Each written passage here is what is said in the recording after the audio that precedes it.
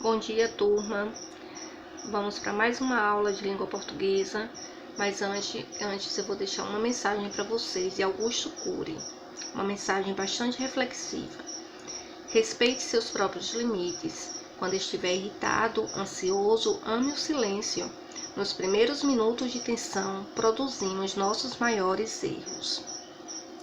E agora a gente vai para o conteúdo.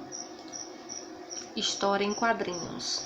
Vamos conhecer um pouco a origem da história em quadrinhos, algumas características, o conceito. No Brasil, a primeira revista em quadrinhos chamou-se o Tico Tico e foi publicada em 1905 pelo periódico O Malho. Mas foi apenas em 1960 que o público brasileiro teve um gibi inteiramente colorido com a publicação de A Turma do Pererê, do cartunista Ziraldo. Então aqui eu tenho os personagens, de A Turma do Pererê. Foi também na década de 60 que surgiu a história em quadrinhos mais conhecida do Brasil, A Turma da Mônica, criada pelo paulistano Maurício de Souza. A revistinha fez tanto sucesso que hoje é publicada em mais de 40 países e traduzida em 14 idiomas. Então aqui a gente pode perceber a evolução da personagem Mônica, desde a década de 60 até o ano 2013. Mas essa última imagem é a que a gente conhece hoje. É a imagem mais atual dela. Então, como pode ser definida a história em quadrinhos? Ela é conhecida como HQ, é uma narrativa organizada por meio de uma sequência de quadros, mais extensa que a tirinha. Essas histórias possuem os fundamentos básicos das narrativas: enredo, personagens, tempo, lugar e espaço. A linguagem das histórias em quadrinhos. A história em quadrinhos pode apresentar apenas linguagem não verbal ou linguagem mista. E também pode ter esse recurso que é bastante explorado, que é a onomatopeia, que é definida como palavras que tentam reproduzir os sons. Então aqui a gente pode observar algumas onomatopeias e os seus significados. Eu tenho aqui a linguagem não verbal, formada apenas por imagens. A linguagem mista, formada por imagens e palavras. Os tipos de balões. Então aqui os diversos tipos de balões indicam diferentes intenções, como a fala, um pensamento ou um grito. Na verdade, nas histórias em quadrinhos, os balões são os responsáveis, por dar dinamicidade à leitura.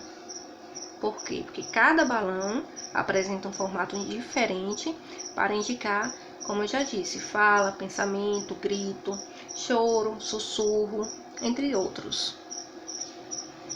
Os diferentes quadrinhos, então, formam esses quadrinhos formam, uma história em quadrinho e tem a função de indicar a sequência das ações, que são apresentadas na história. Então, eles podem ser desenhados de forma mais clássica, que são os traços retos e regulares, ou também de forma despojada, seguindo o estilo do autor. Os tipos de letras.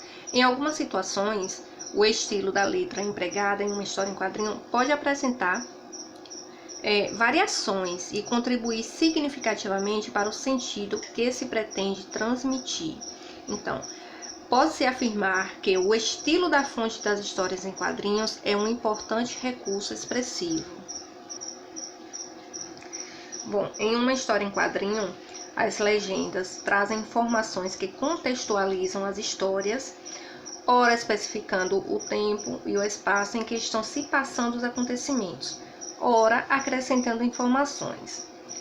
Então, nas histórias em quadrinhos, as legendas constituem um recurso expressivo fundamental. A gente pode perceber a legenda aí essa parte de cima. Com o raiar do dia, os fantasmas voltam apressadamente das suas arrepiantes assombrações. Então, isso daí é a legenda, ok? E essa outra fala aí aquele pessoal nunca mais vai esquecer esta noite. Já é um balão de fala, certo? Então, é importante diferenciar o que é a legenda e o que é o balão de fala. Bom, as histórias em quadrinhos estão presentes em todo o mundo e existem várias personagens emblemáticas. Uma delas é Mafalda, criação do cartunista argentino Quino no ano de 1964. Então aqui tem: as pessoas esperam que o ano que está começando seja melhor que o anterior. Aposto que o ano que está começando espera que as pessoas sejam melhores. Então Mafalda tem aproximadamente 6 anos de idade, né, e já tem um pensamento reflexivo e questionador acerca da realidade mundial. Então, pessoal, essa foi a nossa aula de História em Quadrinhos. Mas antes de finalizar, eu quero deixar uma mensagem aqui para vocês.